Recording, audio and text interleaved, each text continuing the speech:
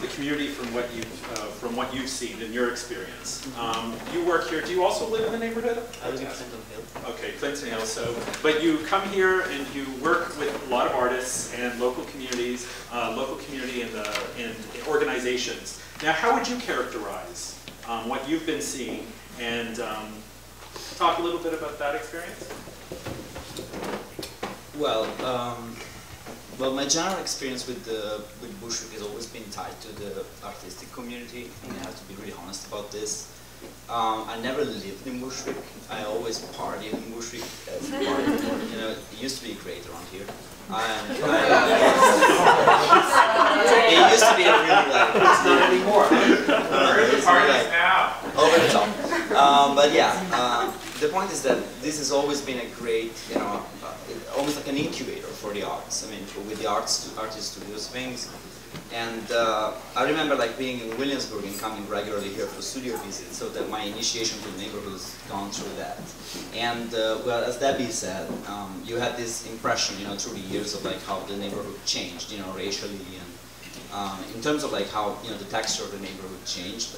But my lens, I mean, was always, I think, pretty limited because of the fact that I took it all in through the way of the people in the arts community perceive it. So I don't know how, you know, well equipped I am to discuss, you know, how it changed. I mean, it's fun because when we talked about the community board of Bushwick, you know, it doesn't seem to include this thing. I mean, like this is. It doesn't. Yeah.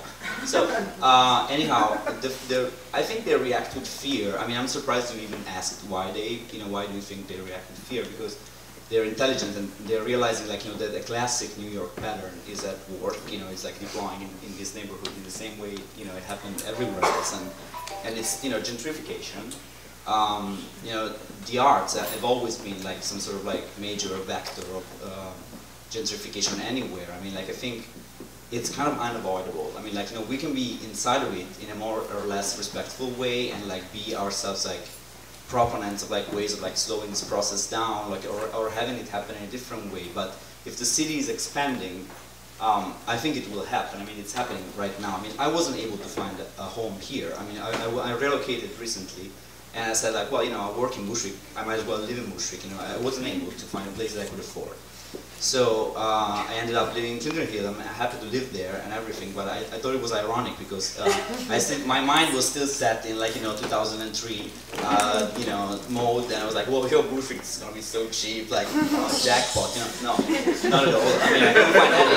So I experienced like a tiny sliver, like a little bit of an inch of, like, you know, this change myself, you know, on my own skin, and I can only imagine how it feels for people that don't own their homes and, you know, that pay their rents, and, you know, they see like this movement coming in. I mean, I don't know, sometimes we use these words like community, like in a kind of very casual way. I mean, like, you know, I think we're pretty much we're talking about like race and like wealth. So like the dividing line, the fault lines that divide the people that inhabit these neighborhoods for me are way more like adherent to like the divisions between wealth classes and racial, you know, and education. And education, yeah. I mean, when I say classes, unfortunately I say education because in the U.S.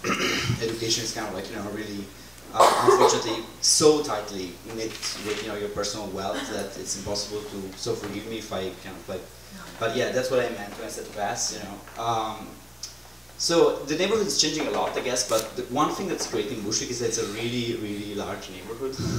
And it's not that convenient to the city as we might want to, you know, sometimes we want to convince ourselves that it is, but it's not really that crazy convenient. So as compared to Williamsburg, I mean, actually, I'm looking at the person here in the audience, there's the person that first mentioned to me the existence of Bushwick. And it was like, I'm moving to Bushwick because, you know, I can't afford my studio anymore.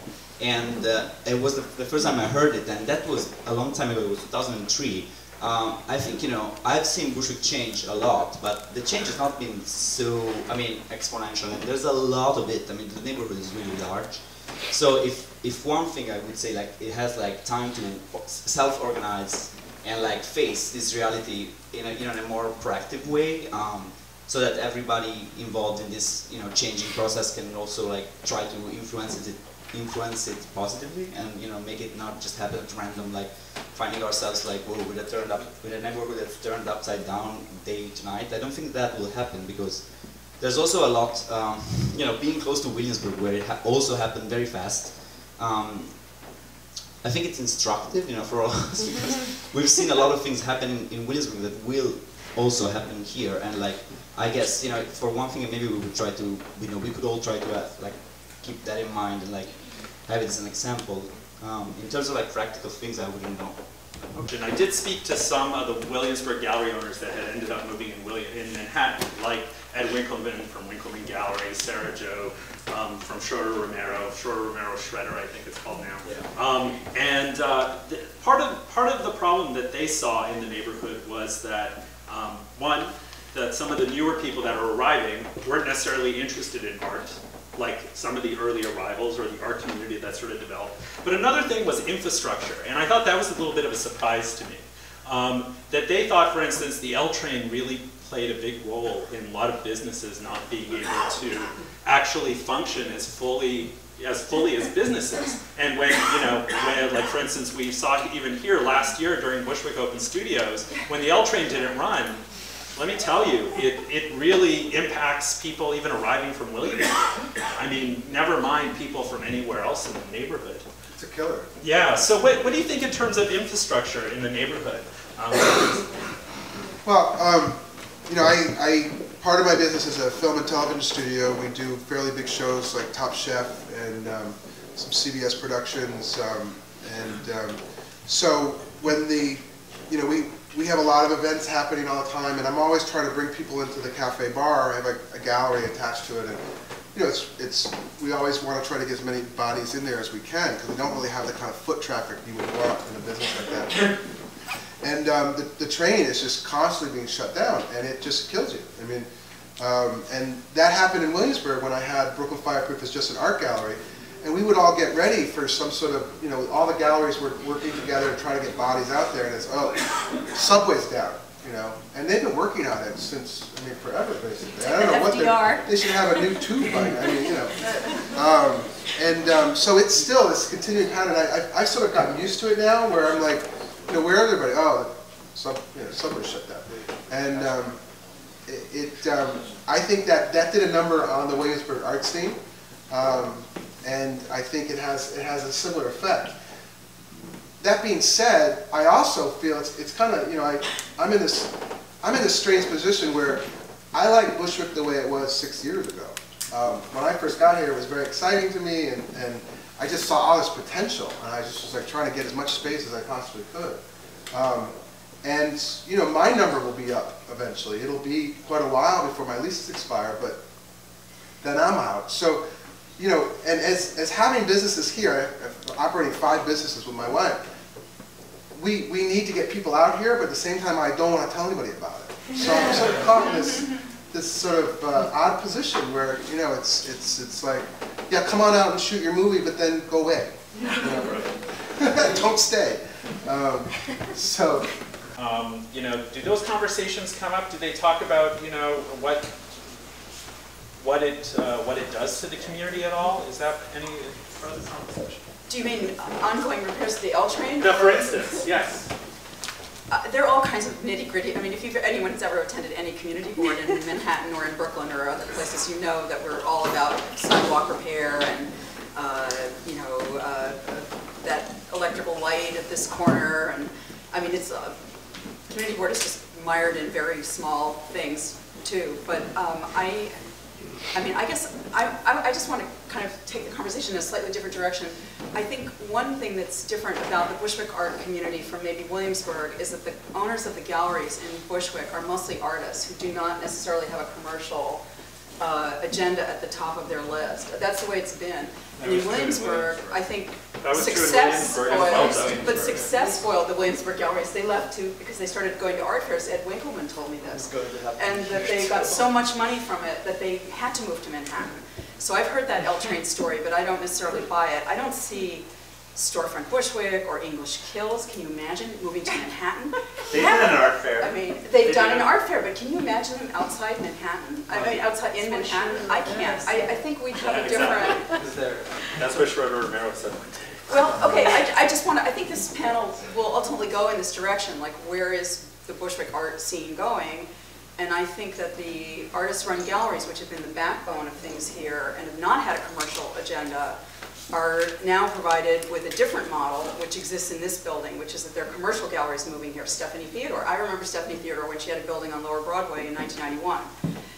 Loring Augustine, of course, the big gorilla, but there are going to be others who come here to locate. Why? I'm not sure. But they want to do business here and make a go of it. But that's really different than what we've had.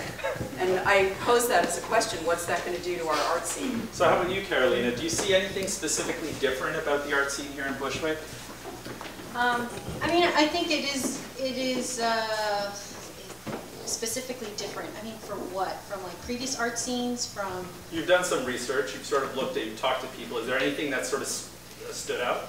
I mean, I don't know. Bushwick likes to think that it's somehow, it's a little in love with itself. I'm just going to say that. And I say this as somebody who like has lived here for 7 years, and you know, I dig it, and I came here for the reason many artists do, which is I needed a place where I could afford to be a freelance writer and have a good Latin grocery nearby. But it was like, but it is a little in love with itself, and there is this like, oh, you know, we're doing all these, you know, apartment galleries and new model, and we're changing things, and I feel like that's always the beginning of a scene to some degree. That's always when things are starting out. People do shows in their apartments. You know, when Stieglitz did Gallery 291 for the first time in the early 20th century, he did it in an empty room across the hall from his apartment because that was a space he could get and a space he could afford. So so sort of artists creating and displaying work in the place that they live is not new at all.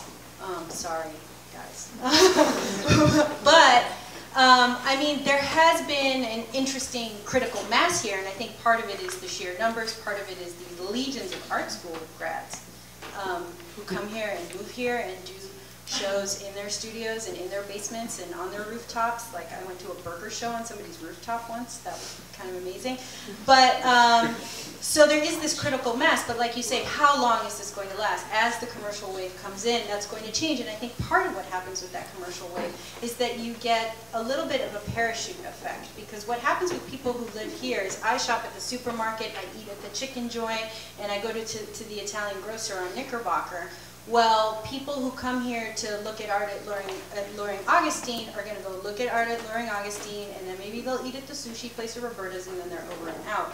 And so the sort of benefit to a larger area is nil, and I think that's the transition we're going to see now. And it's not, you know, how different is it from stuff that we've seen in the past? I don't think it's that different. I mean, it all depends, I guess, on what the commercial critical mass will be. And I thought was a good observation because he thought this scene was more self-conscious than most scenes. And he thought that was a good thing, meaning like it could potentially lead somewhere. Meaning that was different. I think people are more entrepreneurial. Like, I think there has been a conscientiousness, like among those who can afford it, to be like, okay, we better buy our buildings because, you know, this shit's gonna get big, and then I'm not gonna be able to afford to stay here. Like, I'm gonna be too successful for my own good. So I think there has been some of that. You know, could I name it off the top of my head? I'm not entirely sure. I think Carolina said it right when you mentioned critical mass. I mean, that's definitely the one thing that makes the difference here, because I mean, in the end, you know, artists come in, they act like pioneers, they spearhead this and that, blah blah. That's a pattern. But in Bushwick, this is a really like a real, you know, a large dimension. And this thing, you know, we all joked about it, you know, that Bushwick likes itself, and you know, look, we're here. You know, it's like a room full of people, Bushwick people talking about Bushwick. But it could be a positive thing too. I mean, it could really be a positive thing because it is, as I was trying to say before, it's at an early stage in the process. It seems like people are already thinking, okay, what's the future going to be? So it seems like we might be able not to be taken by surprise by certain, you know, some of the most negative effects, you know, of the process that's at work. In terms of how the, you know, the community looks like, I think it's, you know, art communities have like, you know, this independence to them, you know, especially when they start. So this self-organizing, do-it-yourself project, etc. This is always, you know, great and lively, but I wouldn't say necessarily it's original.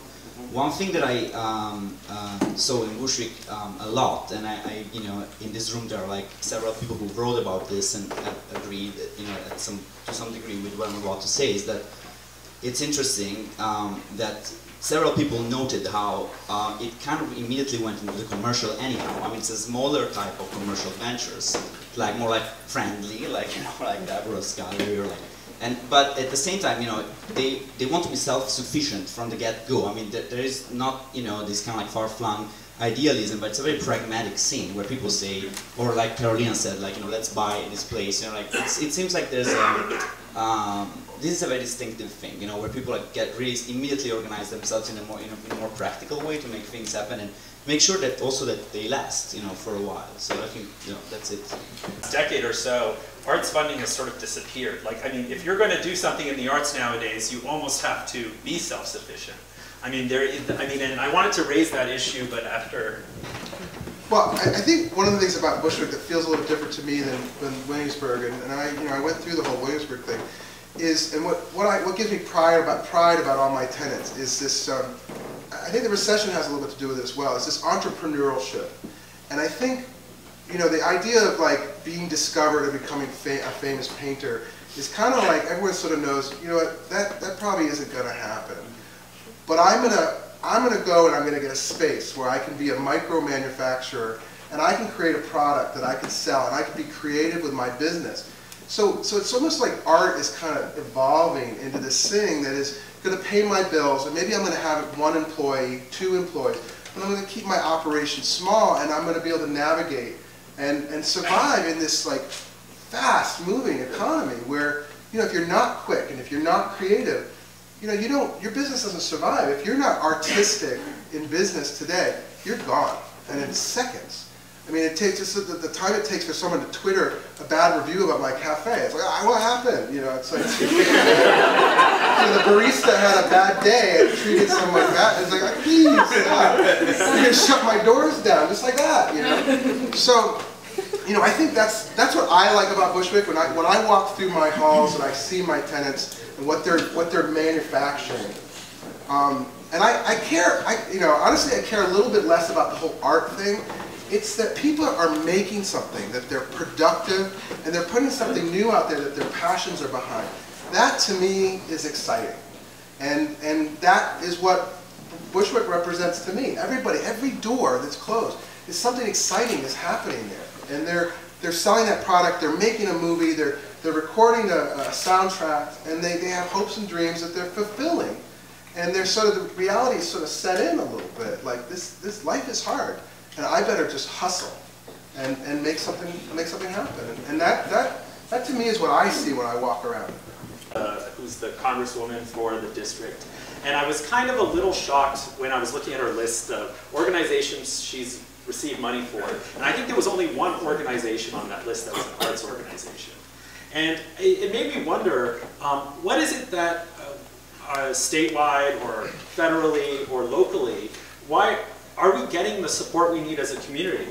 And I was just curious what people thought about that, because that was shocking to me. There were churches that were getting funding, there were other organizations, and granted, other communities definitely need resources that they may not have. So I'm not saying that we should necessarily, you know, distribute them differently that way, but at the same time, I was shocked that there was only 1 arts organization on that list. So I'm wondering what people thought about that. Like, we have all these great nonprofits in this building and elsewhere in the neighborhood. Are they getting the support they need? I mean, because they obviously serve a large part of the population and the community. Marco, what do you think? I definitely think we're not getting the support we should get, and this is not a problem in Bushwick, it's a problem everywhere. I mean, economies are, you know, have taken a hard, you know, I mean, it's hard everywhere. I mean, I am in contact with many spaces in Europe, for example. I mean, the situation is not better, basically almost anywhere. The one thing I'm surprised about is that the benefits that the development of art communities bring to the larger economy here in the United States, they seem more immediate and more verifiable than anywhere else. So if I was the government, I don't know, I would kind of invest more, because it seems like there's actually really something good coming out of it, and it's pretty clear. I mean, it's not that clear from where I come from at all, you know, simply because also artists do not share very often this entrepreneurial spirit that you described, which I think really is it's a major asset. So yeah. I mean, I don't know. I mean, from me coming from a different context, from a different country and everything. Of course, I do bring with me an ideal that does not belong to here, but it's kind of sad, to see that there's so little public money really going back into this. Okay. How about you, Deborah? What do you think? Well, we do get at Nurture Art, which I'm on the board of, and Marco is the gallery director of. We do get money from the City Council. We do get money from the Department of Cultural Affairs, which are obviously governmental. Lydia Velasquez does not have the ability to earmark money for the arts, but she's visited this building. I don't know if you all knew that, but she's been to open studios. She's come to my studio. She's very aware, and the reason is because she's looking for votes. I mean, if you live in Bushwick and vote, then you're going to be part of this new community that demands services. Right now, the elected officials for this area have really had their hands full supporting a very poor community that's very under-resourced. People who are coming here from poorer countries still, and who need education, who need food stamps, who need everything. So we're not seen as the most sympathetic community, I think, but because we vote, we have an opportunity to influence the allocation of resources. So I would say we are getting some money, but we have to compete with some people who are trying to survive, not to keep their art galleries going, but to live. Yeah, can I say just say something about this? I mean, I didn't mean to say we should get money at the community level. I think we should get money at the National Endowment for the Arts level. So that's we do get public money, but it's they're minimal amounts. So it's based on your entrepreneurship and and the way you run the show. And also, I wasn't only referring to galleries. I mean, I work in a gallery, so but I wasn't talking for myself. For example, Berlin, a city like Berlin, which is not believe me, doesn't have a lot of money. Germany has a lot of money. Berlin doesn't have a lot of money. They have like a multitude of programs to support the artists, not the art organizations, which for me, I mean, from the place where I stand at Nurture Art, if the government supports the artists, it's as good as they support us, because, basically they're fulfilling our mission. So if they do it for us, great, so we have something less to do. So, for example, like artist studios are never, artists are always like, shelling out this monthly rent. I don't, apart from those professional residency programs, which, are more like career building platform that not so much space, a place where you get a free space. There are no buildings where you can get a studio for a reduced fee or something like that. I mean, that would be fantastic, to really have that. I mean, Berlin's good at that. So and then you have a wealth of people that are able to work, and they don't have to, deal with the rent every 2 seconds. I don't know.